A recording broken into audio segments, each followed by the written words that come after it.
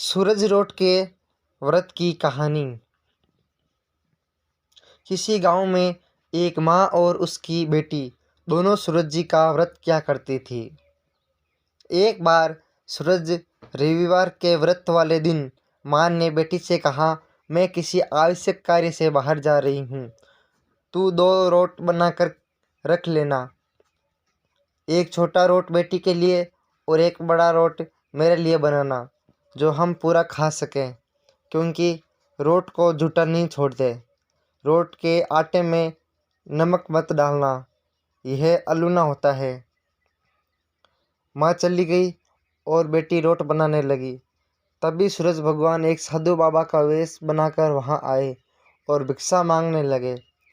लड़की ने कहा, मेरी माँ का रोट तो बन गया है, पर मेरा रोट बनेगा, उसमें से आपको दूंगी। बाबा ने कहा, जो रोट बन चुका है उसी में से अभी दे दो, नहीं तो मैं जा रहा हूँ। लड़की ने माँ के रोट में से टुकड़ा तोड़कर दे दिया। जब माँ वापस आई तो बहुत नाराज हुई और बोली, दिए भाई दिए दे, रोटा मार ली कोर दे, मारो दे पण दे, सारो दे। ये लड़की, मेरी रोटी का टुकड़ा दे दिया, मेरी रोटी मुझे सबूत दे। वह लड़की को मारने लगी। बेटी मार से बचने के लिए वहाँ से डरकर जंगल में भाग गई और बड़ के पेड़ पर चढ़कर बैठ गई। सूरज भगवान ने सोचा, बेचारी लड़की को मेरे कारण घर से निकलना पड़ा, इसलिए इसकी रक्षा मुझे ही करनी पड़ेगी। सूरज भगवान रोज उसके लिए चूरमे का एक लड्डू और एक लोटा पानी भेज देते थे। लड़की मज़े से खाकर वहाँ ही बैठी रहती थी। एक दिन एक राजा शिकार करते हुए उधर से निकला। थकान मिटाने के लिए उसी पेड़ के नीचे आराम करने रुका। राजा ने अपने सेवक से कहा, प्यास से जान निकली जा रही है, चुल्लू भर पानी मिल जाता तो प्राण बच जाते।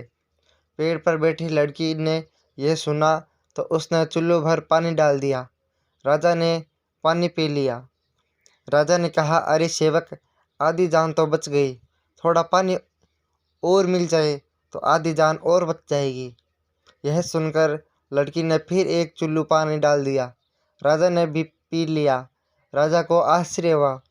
उसने सेवक से कहा, ऊपर अवश्य कोई है, तू ऊपर चढ़ और देख कौन है।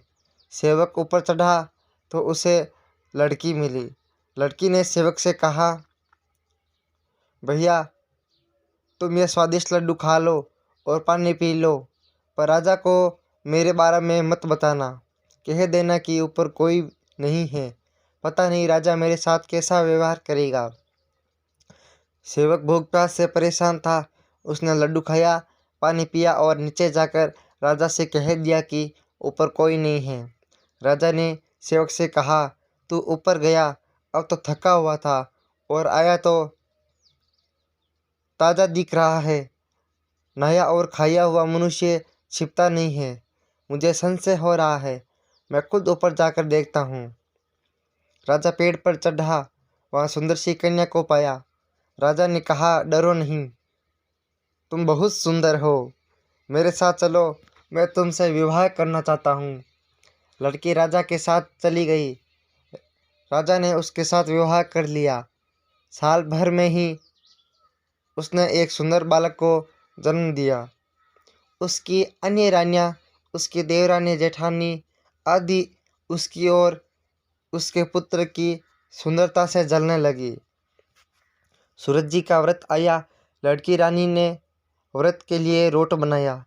दूसरी रानियों ने राजा से कहा, तुम्हारी नई रानी को रोट बनाना नहीं आता, उसका बनाया हुआ रोट खाएंगे तो आपका पेट दुखेगा, रानी खाएगी तो कुंवर का पेट दुखेगा।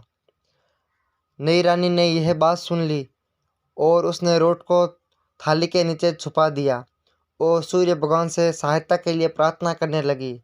राजा ने जब पूछा कि थाली के नीचे क्या है, तो उसने कहा कि मेरे गरीब पीहर से आया हुआ उपहार है।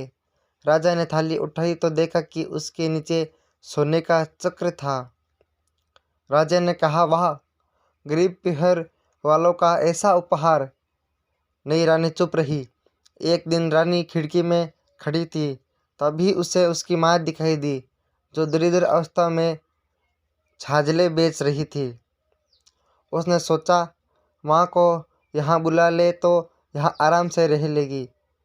इतने नौकर चाकरों में वह भी कुछ काम कर लेगी और किसी को पता भी नहीं चलेगा।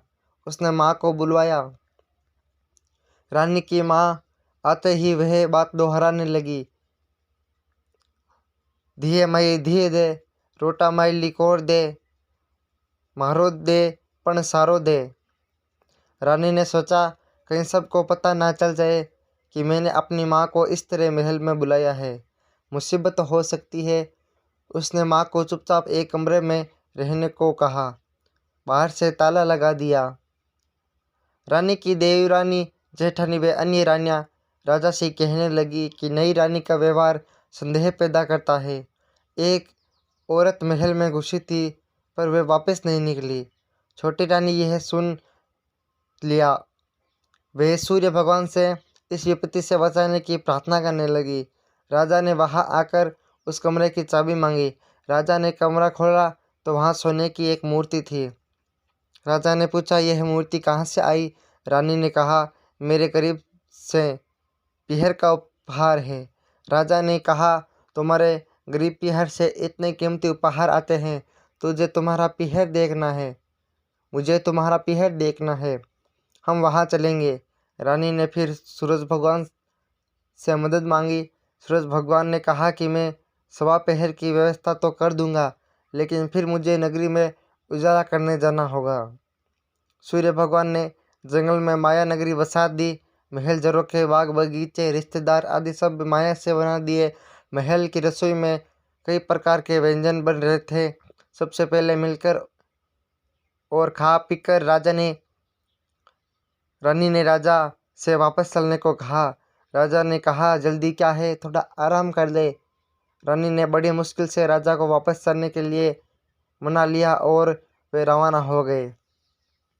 थोड़ी दूर जाने के बाद राजा को ध्यान आया कि उनकी कटार वहीं रह गई है। राजा ने सेवक को कटार लाने भेज दिया। सेवक वहां गया तो देखा कि वहां जंगल के सिवा कुछ भी नहीं था। कटार झाड़ी में पड़ी थी। कटार लेकर सेवक आया और उसने ये सब राजा को बताया। राजा को पहले ही शक था। उसने तलवार निकाली और गुस्से में आकर रानी से सच बताने को कहा। रानी ने सब कुछ सच सच कह डाला और सूरज भगवान की कृपा और मदद के बारे में भी बताया। ये सब सुनकर राजा बहुत खुश हुआ और रानी को सूरज रोटा का व्रत अच्छे से करने को कहा। रानी का मान और बढ़ गया।